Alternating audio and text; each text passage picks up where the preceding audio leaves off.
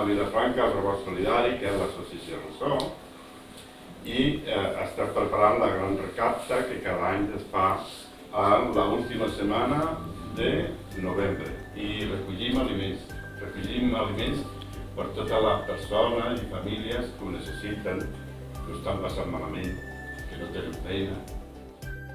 Conscienciar la gent de que siguin solidaris, de que hi ha molta mancança d'aliments, altres coses també, de lloguer, de pisos, d'electres, etc., d'energies, però nosaltres, el Banc d'Aliments, ens dediquem a donar aliments exclusivament. Per tant, conscienciar de que siguin solidaris, que aportin alguna ajuda per a aquelles famílies que ho necessiten.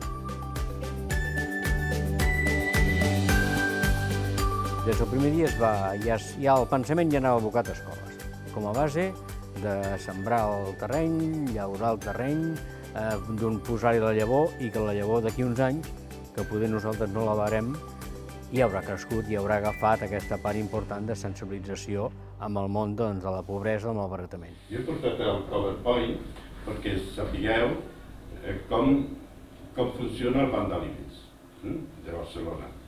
Va ser el primer de Catalunya que es va posar-hi, d'Espanya. El programa Escoles pràcticament es reparteix en 3 eixos, és a dir, la feina que fem és, primer, gestionar l'escola, oferir una xerrada de sensibilització, sol·licitar un recapte d'aliments, que no és el més important, i després oferir una col·laboració a nivell de voluntariat dels nois i noies, o nens o nenes, aquí al banc. Doncs els alumnes realment es queden molt parats en el moment de veure quina és la situació actual. Ells mateixos s'involucren molt més en el tema de la recapta. El fet de conèixer aquesta altra realitat que inicialment desconeixen, doncs fa que es tornin molt més solidaris i que portin productes a l'escola, que vulguin anar, ja sigui a Vilafranca, a veure al centre on es reparteixen els aliments o al supermercat a fer aquesta participació voluntària. M'ha agradat molt que siguin unes persones que no cobren i que ajuden a la gent i que m'ha semblat molt bé això. Jo penso que podríem reciclar els aliments, posar-nos la quantitat que ens tenim de menjar al plat i com a l'escola tenim un hort, nosaltres fem servir el compostador i després fem servir l'adob per produir més aliments. Les coses que no ens vulguem menjar les podem posar al congelador, així ens les podem menjar més tard. Aquest any és la 9a vegada. Els aliments que podem portar es fiquen en aquesta caixa. Són l'oli, la llet, la pasta i les llegums cuites.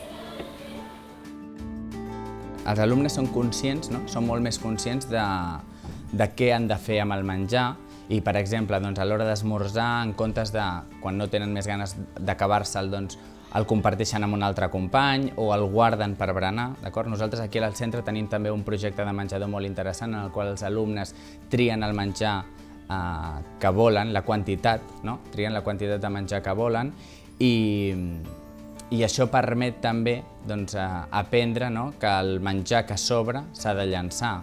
En el nostre cas no, perquè l'utilitzem pel compostador, però en altres situacions que ells viuen a diari ja saben quina és la quantitat de menjar que han de fer o han d'utilitzar per no haver de llançar-lo. El banc d'aliments és on es centralitza el menjar que dona la gent i serveix per donar a la família que té necessitats. A mi em sorprèn que depèn quin alumnat, per exemple, en un institut, que són alumnes més grans, que estan per altres històries a vegades, per l'atenció que presten, que escolten i que després pregunten, vol dir que són molt receptius i tant els nens de les escoles com els més grans, la recepció que hi ha és molt positiva, vol dir que hi ha una certa consciència, o bé a l'institut, l'escola, ho està practicant al dia a dia. I després hi ha una altra activitat